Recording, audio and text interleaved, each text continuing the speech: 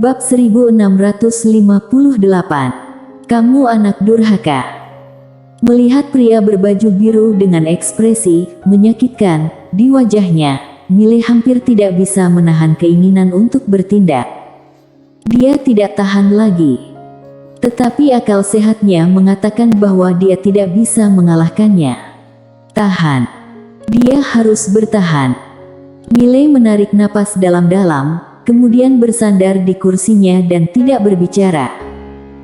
Dia tiba-tiba sedikit menyesal datang mencari ayah ini. Menyaksikan orang ini berpura-pura setiap hari, juga tidak bisa membalas, terlalu menyesakan. Terlalu menyesakan. Dia bahkan ingin membawa Livy pergi bersamanya. Saat ini, pria kultivator pedang sebelumnya tiba-tiba berjalan ke hadapan semua orang. Kultivator pedang menatap pria berbaju biru, tersenyum dan berkata, "Saudaraku, apakah teknik pedangku barusan tidak kuat?" Pria berbaju biru terkejut, kemudian tersenyum dan berkata, "Lumayan." Senyum pria kultivator pedang tiba-tiba memiliki arti lain, lumayan. Pria berbaju biru tersenyum dan berkata, "Lumayan." Pria kultivator pedang menggelengkan kepala dan tertawa. "Teknik pedangku ini hanya lumayan bagi Anda." Menarik, benar-benar menarik. Pria berbaju biru tersenyum dan berkata, "Apakah kamu ada masalah?" Pria kultivator pedang menatap pria berbaju biru. "Kulihat Anda juga seorang kultivator pedang, mengapa tidak naik ke atas panggung dan menunjukkan keahlian?" Pria berbaju biru berpikir sejenak. Kemudian berkata, "Aku hanya bisa membunuh orang." Mile. Pria kultivator pedang tertegun, kemudian tertawa terbahak-bahak. Tuan mengatakan itu seolah-olah ada yang tidak bisa membunuh. Pria berbaju biru tersenyum dan berkata, "Apakah kamu datang mencari masalah?" Pria kultivator pedang tersenyum dan berkata, "Tidak. Hanya sedikit tidak menyukai Anda." Mile. Di samping, Yana melirik pria kultivator pedang dengan kasihan. Ada banyak orang yang tidak menyukai kak warrior, tetapi pada dasarnya rumput di kuburan orang-orang itu sudah setinggi 1 meter. Dan si putih terus menjilati manisan buah, tidak peduli dengan apapun. Pria berbaju biru menoleh dan menatap Mile, tersenyum dan berkata, "Seseorang memandang ayahmu dengan tidak senang, apakah kamu tidak bereaksi?" Mile berkata dengan datar, "Bolehkah aku mengatakan bahwa aku juga tidak menyukaimu?" Pria berbaju biru menggelengkan kepala, "Kamu anak durhaka." Mile.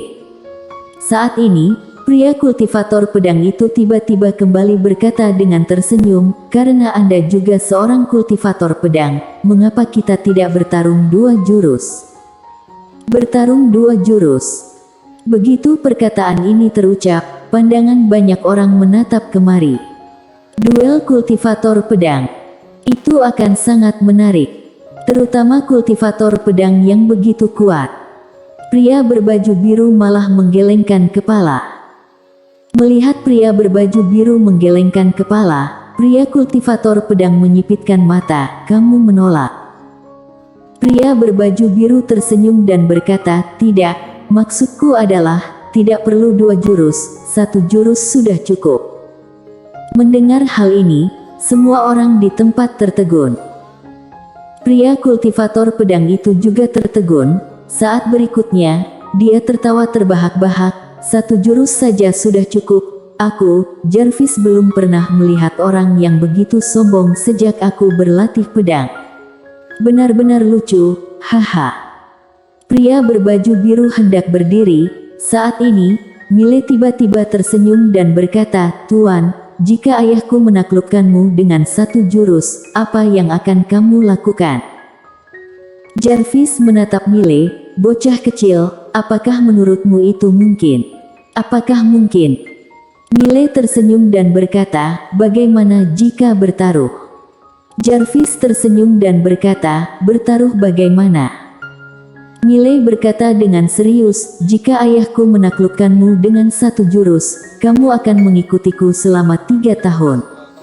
Jika dia tidak bisa menaklukkanmu dengan satu jurus, dia akan ikut denganmu selama 3 tahun. Mendengar hal ini, pria berbaju biru tidak bisa menahan dan berkata, "Mengapa aku yang mengikutinya selama 3 tahun, dan bukan kamu yang mengikutinya selama 3 tahun?" Miley berkata dengan serius, "Kamu yang bertarung dengannya, bukan aku." Pria berbaju biru hendak berbicara. Saat ini, pria kultivator pedang itu tiba-tiba berkata, "Aku setuju." "Sudah setuju."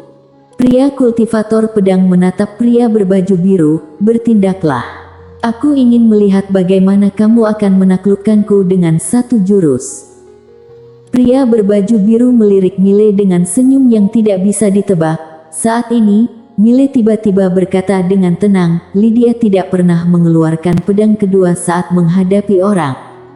Kak Dev juga tidak pernah mengeluarkan pedang kedua terhadap musuh."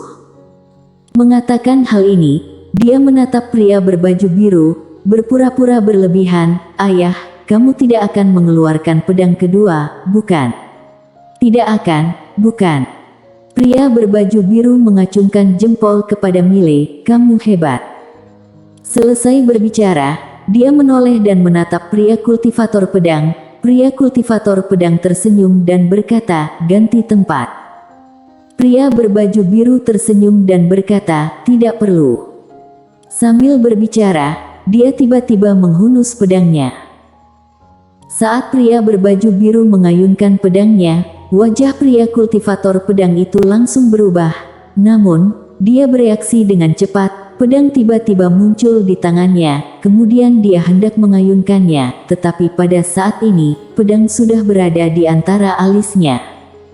Telah kalah. Tempat itu tiba-tiba menjadi hening, sangat hening. Satu pedang. Semua orang di tempat melihat pria berbaju biru menyerang. Pria berbaju biru menyerang dengan sangat lambat, tetapi mereka tidak mengerti bagaimana pria kultivator pedang telah kalah. Pria kultivator pedang sendiri juga sedikit bingung. Bagaimana dirinya dikalahkan begitu saja? Kultivator pedang di depan ini jelas-jelas menghunus pedangnya dengan sangat lambat. Di samping, gema melirik pria berbaju biru dalam-dalam. Pria berbaju biru bukan lambat, melainkan terlalu cepat. Kecepatan semacam ini, dia belum pernah melihatnya. Apakah ini kecepatan orang?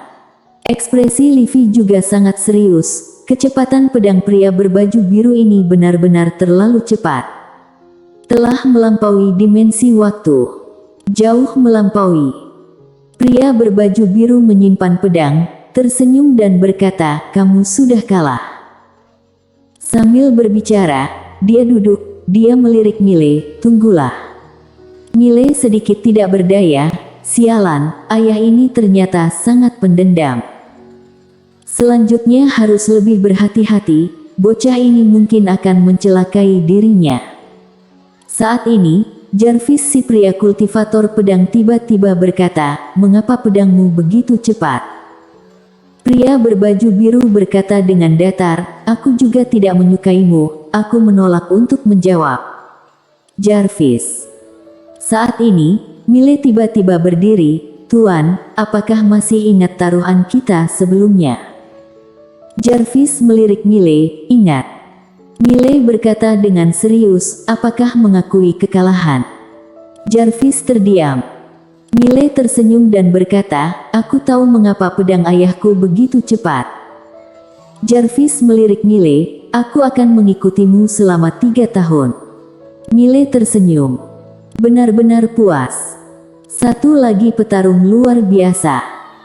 Meskipun Jarvis ini bukan tandingan ayah, tetapi berapa banyak orang di dunia ini adalah tandingan ayah. Ini adalah master setengah alam konsepsi. Dan dia adalah kultivator pedang. Kekuatan tempurnya benar-benar tangguh. Jarvis melirik pria berbaju biru, ragu untuk berbicara. Saat ini, Miley tiba-tiba tersenyum dan berkata, "Bertanyalah padaku jika ada yang tidak Anda mengerti, aku mengerti segalanya." Jarvis melirik Miley, sedikit curiga, "Teman kecil. Kamu yakin kamu mengerti segalanya? Mile mengangguk, berkata dengan serius, ayahku mengerti segalanya. Ayahku mengerti, itu berarti aku mengerti, apa yang salah dengan ini? Jarvis. Gemma dan Livy yang di samping juga menatap Mile dengan rasa tidak percaya, bisakah begini? Yana melirik Mile, dia mengacungkan jempol, hebat. Yang satu lebih tidak tahu malu dari yang lain. Pria berbaju biru juga sedikit tidak berdaya. Sialan. Mengapa putranya begitu tidak tahu malu?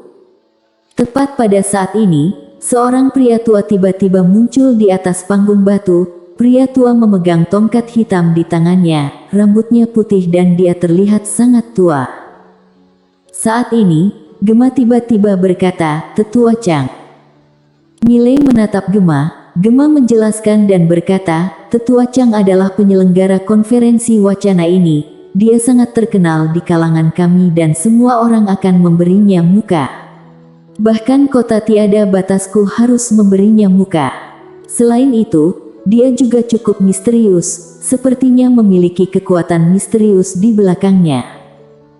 Mile tersenyum dan berkata, "Kota tiada batas seharusnya tidak sesederhana yang terlihat, benar bukan?"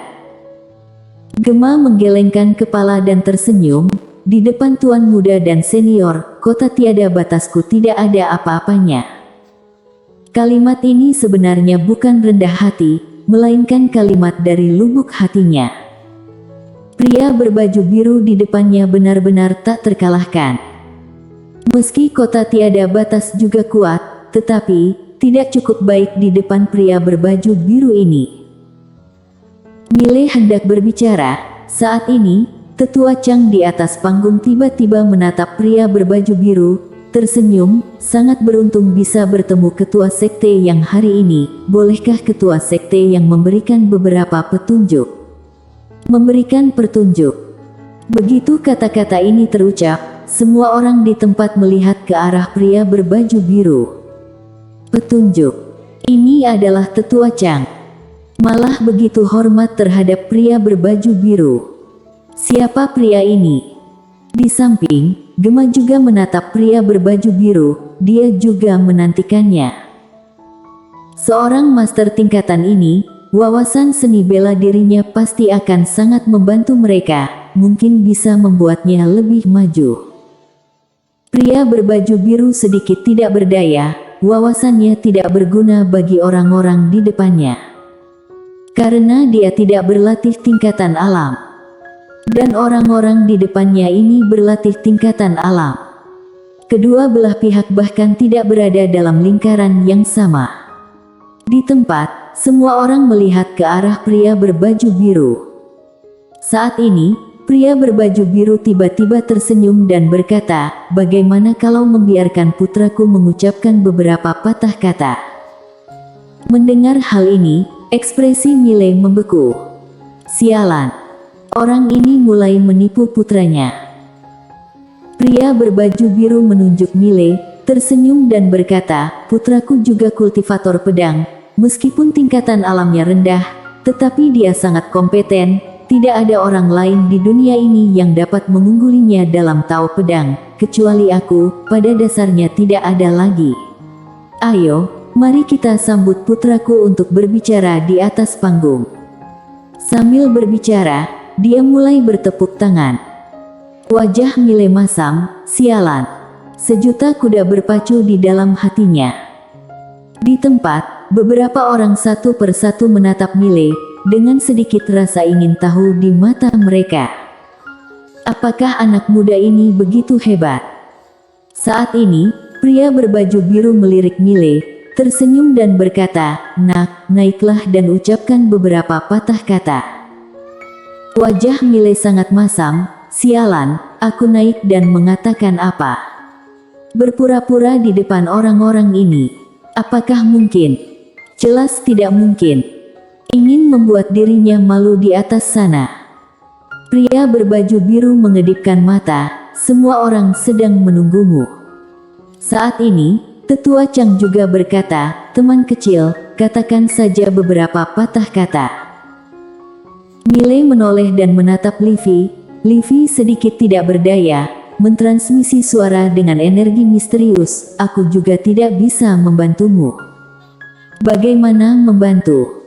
Kami orang luar tidak bisa ikut campur dalam urusan ayah dan anak kalian. Saat ini, Mile tiba-tiba berdiri. Dia berjalan menuju panggung batu itu. Di tempat, semua orang menatap Mile. Segera, Mile sampai ke panggung batu. Dia melirik semua orang di tempat, semuanya setidaknya setengah alam konsepsi. Dapat dikatakan bahwa dia adalah yang terlemah. Mile menatap pria berbaju biru. Pria berbaju biru menyeringai, sangat puas. Bersambung.